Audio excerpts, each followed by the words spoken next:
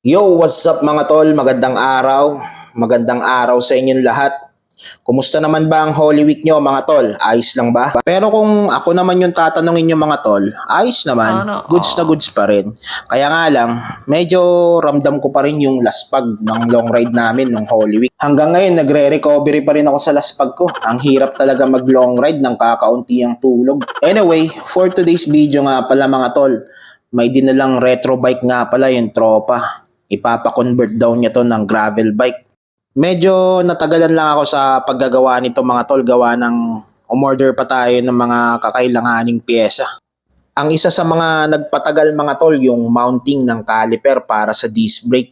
Umorder pa kami online, kaya nagantay pa kami ng ilang araw bago masimulan tong project na retro bike to gravel bike. Gusto kasi ng tropa is naka disc brake, kaya inantay pa namin yung disc mount na